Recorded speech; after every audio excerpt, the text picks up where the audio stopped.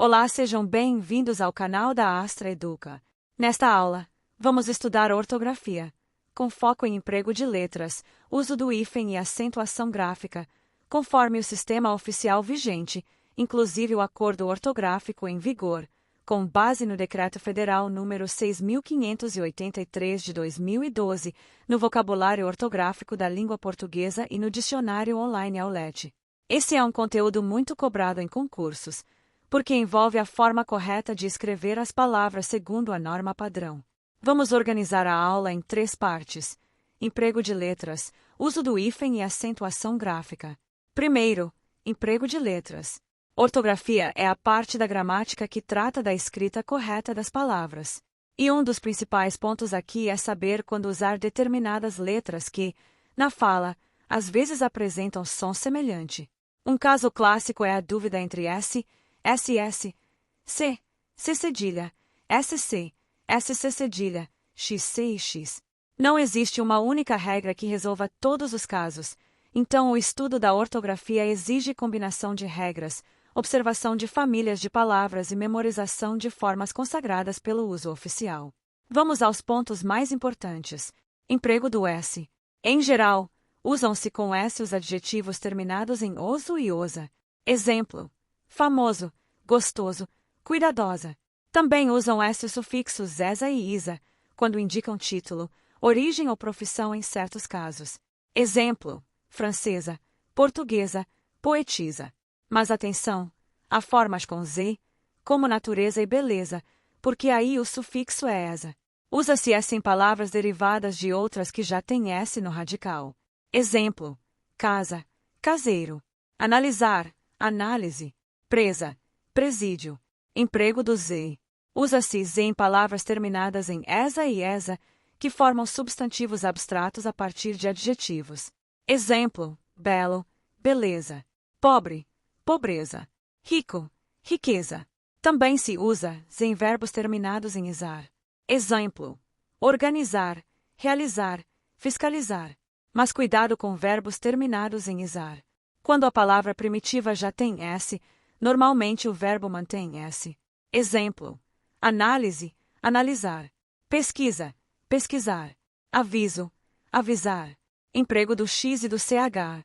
Muitas palavras com som de X são escritas com X, como enxergar, xícara, mexer, faixa. Outras são escritas com CH, como chave, chuva, chamar, fechar.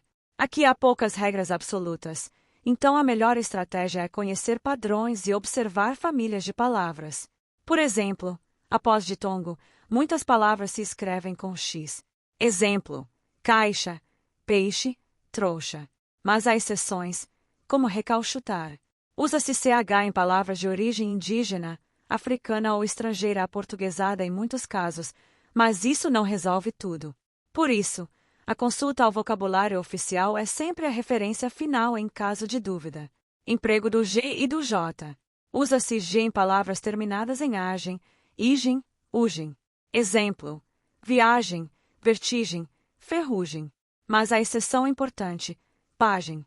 Usa-se J em formas derivadas de palavras que já apresentam J. Exemplo: loja, lojista. Nojo, enojar. Laje, lajeado.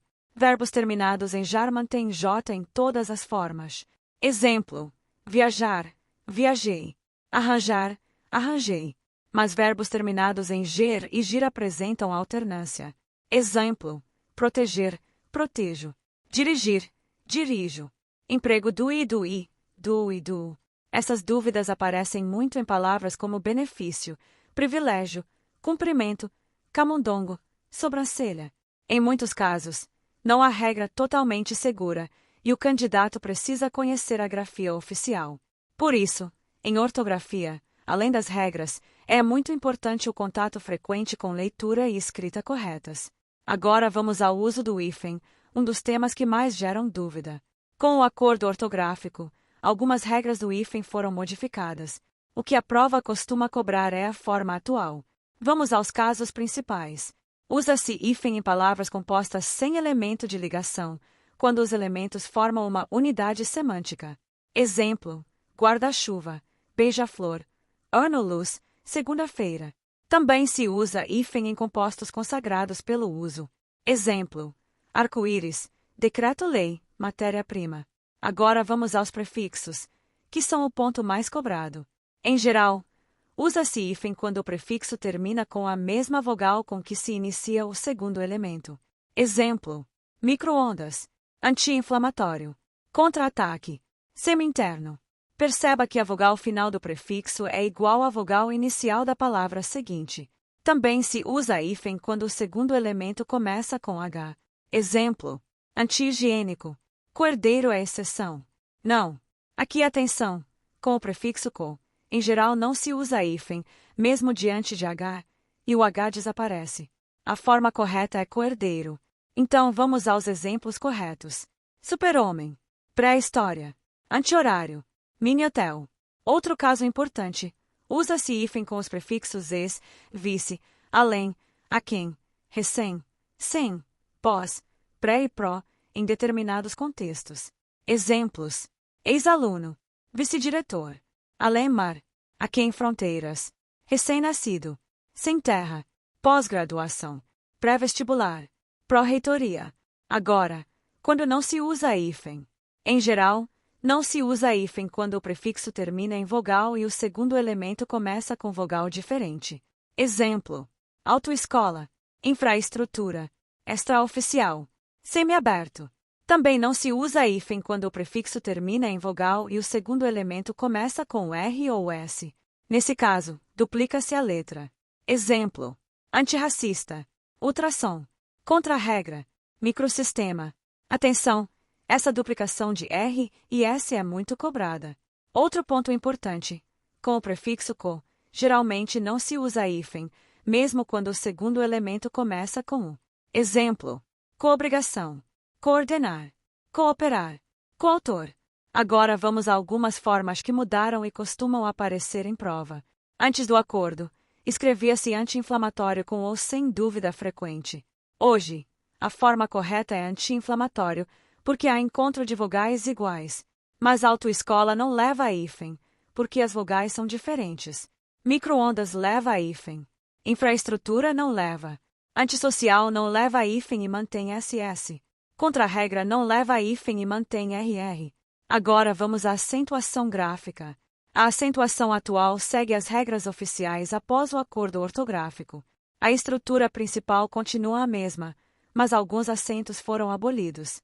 Vamos revisar o essencial. Primeiro, as palavras oxítonas. São acentuadas as oxítonas terminadas em A, I, U, N e ENS, seguidas ou não de S. Exemplos: café, cipó, Pará. Também, armazéns. Também são acentuados os monossílabos tônicos terminados em A, I, U, seguidos ou não de S. Exemplos: pá, pé, pó, mês. Segundo, as paroxítonas.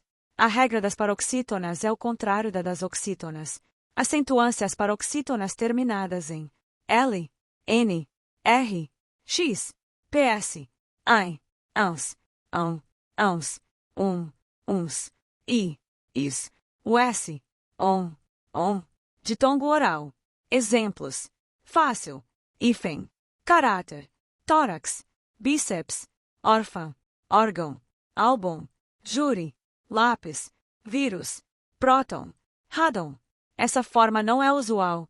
Melhor manter exemplos seguros. Outros exemplos: história, série, mágoa. Terceiro, as proparoxítonas. Todas as proparoxítonas são acentuadas.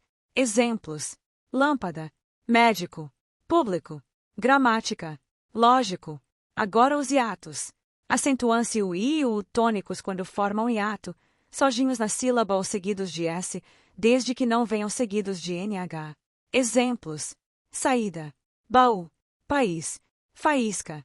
Mas, rainha não recebe acento, porque o I está seguido de NH. Bainha também não. Agora vamos às mudanças importantes do acordo ortográfico. Primeira mudança: caiu o acento dos ditongos abertos EI e OI nas palavras paroxítonas. Por isso, as formas corretas são ideia, assembleia, heróico, jiboia.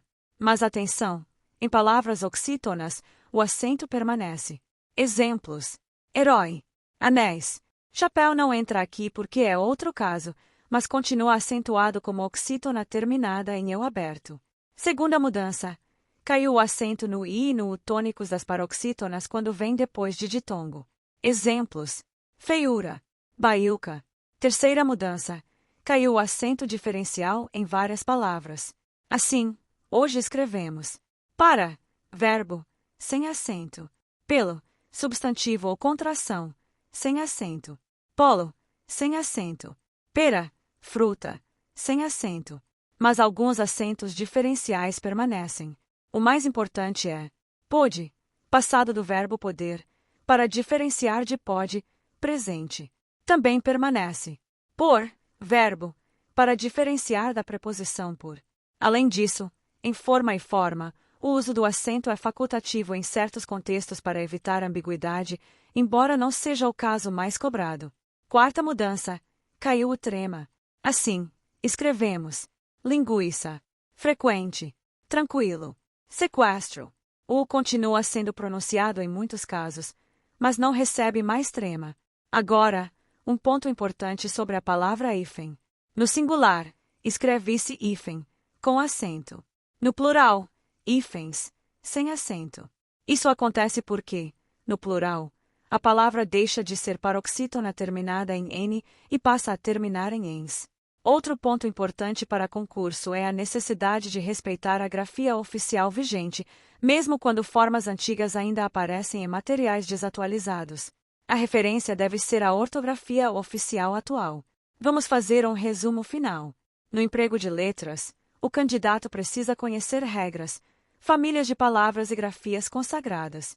No uso do hífen, é fundamental observar prefixos, repetição de vogais, presença de H e casos específicos como ex, vice, pré, pós e pró. Na acentuação gráfica, é essencial dominar oxítonas, paroxítonas, proparoxítonas, hiatos, mudanças do acordo ortográfico, queda do trema, queda de certos acentos diferenciais, queda do acento em ditongos abertos de paroxítonas. Para fechar, fica uma dica de prova. Ortografia não se resolve apenas com som. Muitas palavras têm pronúncia parecida, mas grafia diferente. Por isso, o estudo deve sempre considerar a forma oficial registrada no vocabulário ortográfico da língua portuguesa. Na próxima aula, continuaremos com mais um tema essencial de língua portuguesa para o concurso do IFC. Até a próxima!